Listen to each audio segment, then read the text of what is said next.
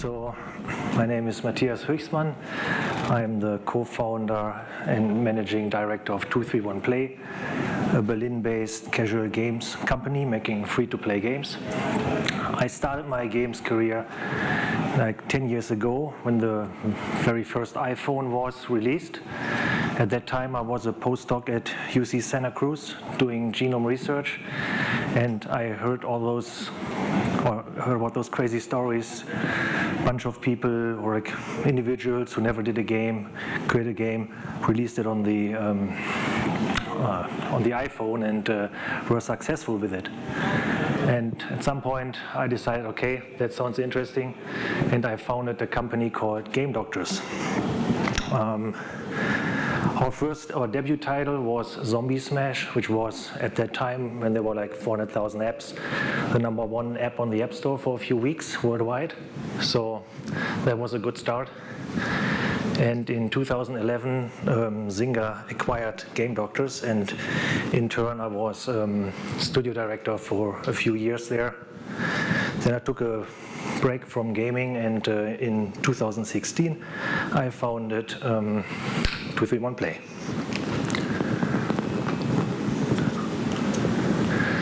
So we released 2 games so far. The one game, Peppy Pairs, is a casual game based on memory matching mechanics, so the game of memory casualized, put on a progression map. And then Mahjong City Tours is a Mahjong game also on a progression map. Both games have like great production values, are very polished, and while they're equal in this sense, Peppy Pairs commercially was a complete disaster, and Mahjong City Tours is a game that a successful free-to-play game that we can operate and grow. And I will, during the talk, refer to the one or the other for the do's and don'ts. So when you make a free-to-play game, it's really, you have to master multiple disciplines. It's not sufficient anymore to be able to just make a game. No, you have to be on top of so many different things. And if you are a founding team, at least you should cover a very solid game development, being able to produce a great product, but also have the product management skills, having some guy who really knows how free-to-play works and can drive the business side of the game. And it would be nice to also have a UA person on board, but that's kind of optional already. So if you want to have the minimum founding team, product manager, or it can even be a player that's very, very knowledgeable of the market, and good development team works. So then if you want to decide what's your first game, I think a good way to think about it is you want to master all those disciplines. Your first game should get you closer to that goal of building a free-to-play company where you can run the UA and do your live ops and all that stuff. So maybe the first game is not the one that you always wanted to make or that you're most passionate about, but it should get you closer to the goal. And it makes sense to pick a genre that you understand best, something that you've played a lot or that you've worked on before in another company, instead of, I don't know, just going where your passion is and learning everything from scratch. I mean, sometimes it goes along. You do something, you work on the thing that you're also that's the game you want to make, then great. But that's not always the case. Then you should have an idea about your overall portfolio strategy. Are you targeting a certain segment and you want to be relevant in it, or do you want to launch hyper-casual games and launch another game every 4 weeks? I mean, this strategy may change over time, but it's good to have a clear idea about what you want to do.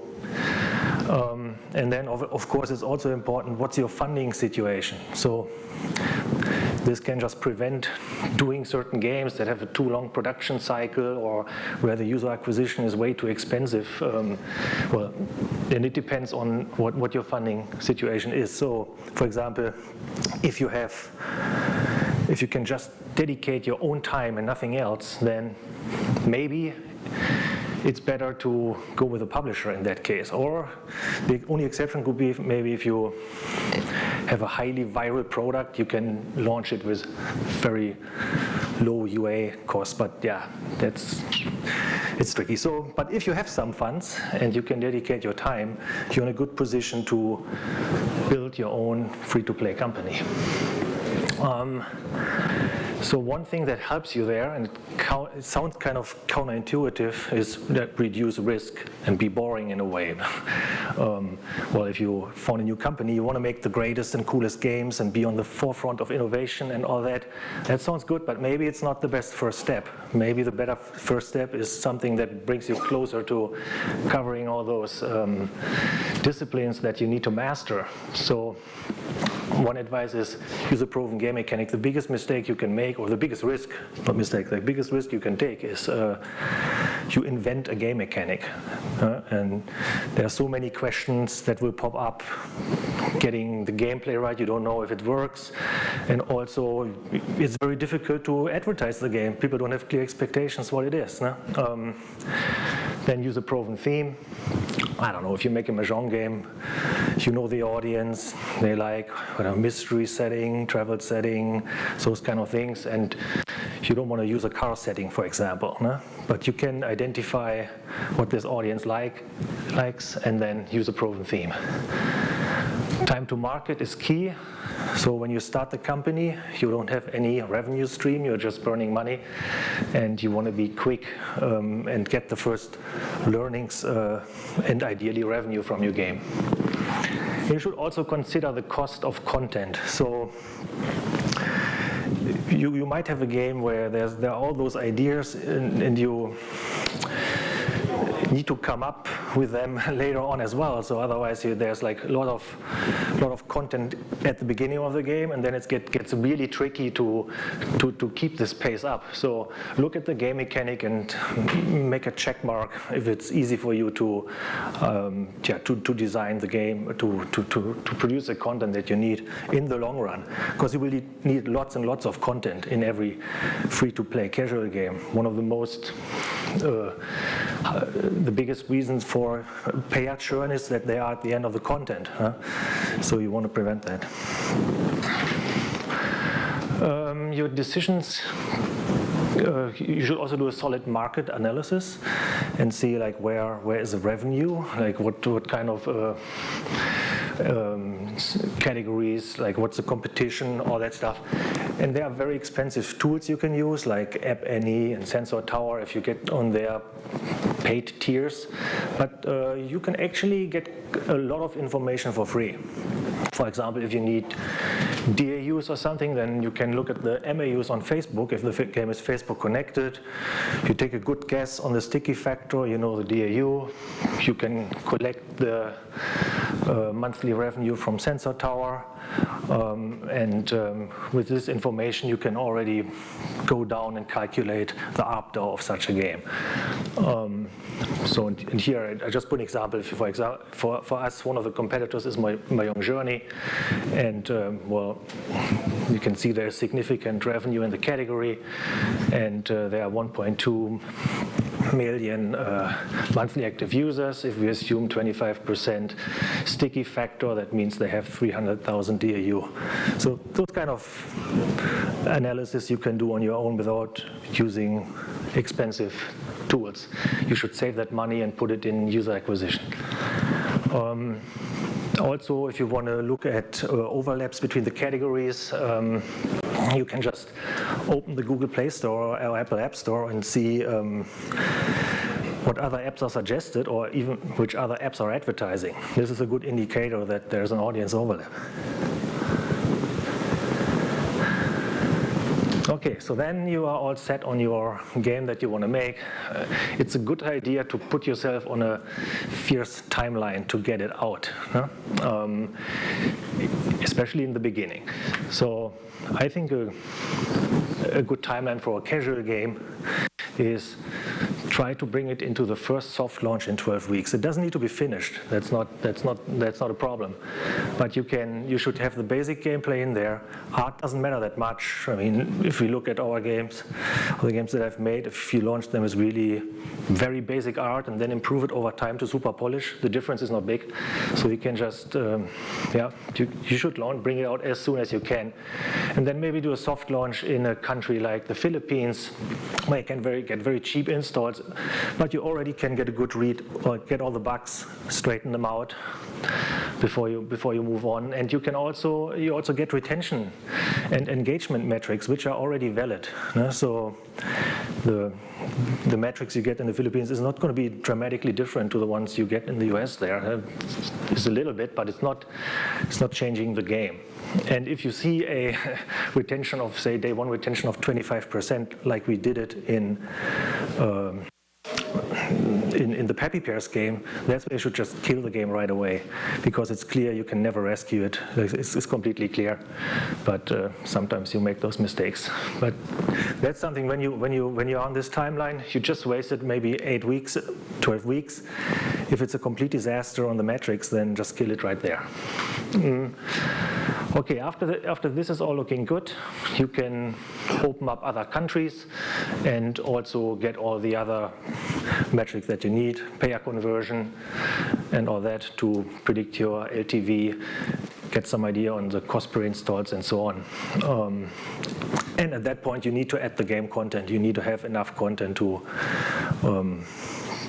launch it then. You could, here, as I said, like this, it's in soft launch regions. Actually, you can even do it worldwide, because the reality is, as long as you don't acquire users, your installs will be zero. The game is not there. The game is not in that country. And then once this is looking good, you start spending against your return on investment goals and can slowly grow your business from there. That's the theory, but it works indeed in practice. And after that, after you went through this sprint, this whole thing becomes a marathon, where over, I don't know, years, potentially, you will improve the game, raise the LTV, and be able to buy players at a higher cost per install. Okay, so I want to finish with some what I call game production hacks that we use to keep us on track. So one thing is, don't overanalyze. I've seen that a lot. That, I don't know, you run all sorts of deconstructions and so on down to single features in other games, and at the end you're just wasting a lot of time. I think where it makes sense to analyze a little bit more is the setting, because setting can make a big difference. You can have completely the same game, have it in different settings, and it has an impact. But otherwise don't overanalyze. And then in this on the same line, competitive analysis beats experimentation. So when you start a games company, you're here, and it's not that you're ahead of the curve. No, they're already there. So everything is out there, and you can look at other games, how they're doing it. And I would rather invest into competitive analysis rather than trying to run some experiments to get conclusions.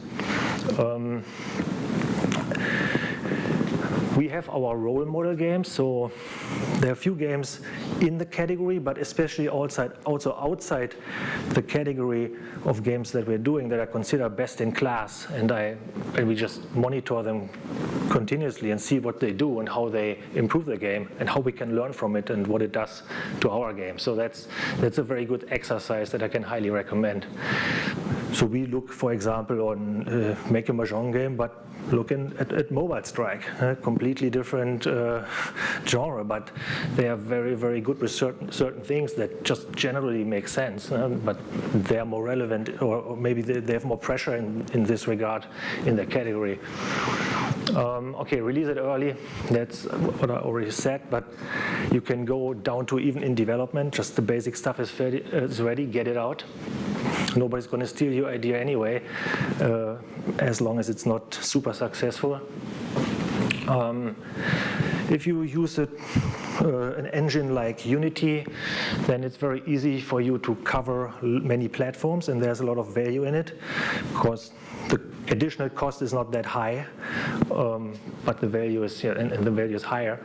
But don't wait for it. So if it doesn't align with your timeline, the aggressive timeline that you set, we can add the other platforms later on. That's not a problem. Featuring, don't wait for it. You should apply, but it's irrelevant for the business, especially in in the casual games category that we do. If it's female casual games, you will get a little bump in the installs, but it doesn't do much. These are not the players that discover really from this feature. Maybe it's more the clear vision guys. There it can help, I assume, but it should never have any business priority for you if you get a featuring or not. You should never delay your releases. Then Google Play Store first. The Google Play Store is by far the most powerful store out there, where you can have benchmarks and run experiments on the creatives, on all that stuff. So I would really start there. And then when you think about user acquisition, start with Facebook and Google Ads. They provide the best quality users also at scale. Also the current development moving more and more into AI is very interesting, because you don't need a campaign manager really anymore for user acquisition. So yeah, I would start there. And last slide. It's all about starting the engine. So the first game should basically start your company. And the funny thing is, you don't know what you're really driving. You might get the instant hit and start the sports car, or you start a mid-size car, but it will still get you to your goal, just a little slower. Just be careful that it's not starting on the junkyard right away. So that's the lesson we learned from Peppy Pears, for example. Thank you. Thank you very much. So, are there any questions? So, I'll chuck one in, because I had a bit of a word of caution, really, rather than a question. So, with the Rocky Horror game that I've been working on, we found that it was very easy for us to get people to be interested, but of course they would be interested in the fact that it was Rocky Horror. And it actually hid a whole bunch of problems in the game design for a wider audience. So, I mean, well, I suppose really, how do you make sure you're getting an unbiased audience when you do your testing? I suppose the question part of that. We don't test. You don't do? Yeah, we don't test. You don't test at all? We don't test, because, I mean, it's Mahjong. People know Mahjong. What should I test about Mahjong? That's fair. Yeah. But your version of Mahjong, how do you tell the difference between your version's attractiveness versus another? So, come again? How do you tell the attractiveness of your version of Mahjong versus someone else, or don't you care? Yeah, so we try to be very close to the players, so you get a lot of information from reviews. You can also use other tools, like, for example, Playtest Cloud, which allows you to have video recorded player sessions, and you can also get the audio recordings and get the feedbacks about what they say and so on. So yeah, that's something that we do. And of course, we measure the funnel and like do all the analytics. Yeah. But yeah, I mean, but that's all stuff that happens when you're in market, doesn't it? Yes. Yeah, you don't. Yeah, interesting. I've always come from the point of view of you still want to test your version before you test early. In fact, I'd argue even 8 weeks is too long for some games. I know some games companies which are basically doing 2 days worth of putting the game live on the App Store and just seeing what happens with a few Facebook ads, which I think is an incredibly interesting way to work. Yeah. I'm not sure it's going to give you a long-term retention strategy, but it is a great way to make sure the core mechanic works. Yeah, I think that's a way for certain kind of games. I would say for hyper casual, it makes a lot of sense. If you have some deeper experiences, then I think that's not a realistic production cycle.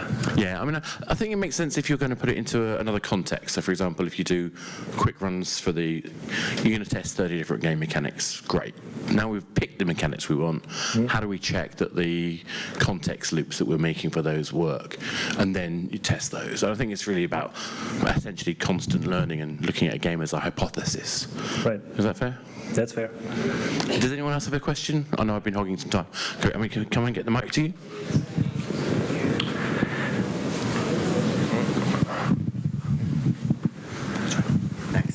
So thank you. So you mentioned that release before the development is fully done, but there has to be a line drawn somewhere, right? So Right. if you're releasing a free-to-play game, but your like payment system is not fully built, do you release it? No, not really. I mean, this is already included, the payment system, but it depends what you want. If you just want the retention and you are in a country where nobody buys anyway, then you could even go without any payment. But I don't think the payment is so complex to implement that it will really be a problem for your timeline. And it's so integral that you need to put it in right away anyway. Great, and on that note, thank you very much. Thank you.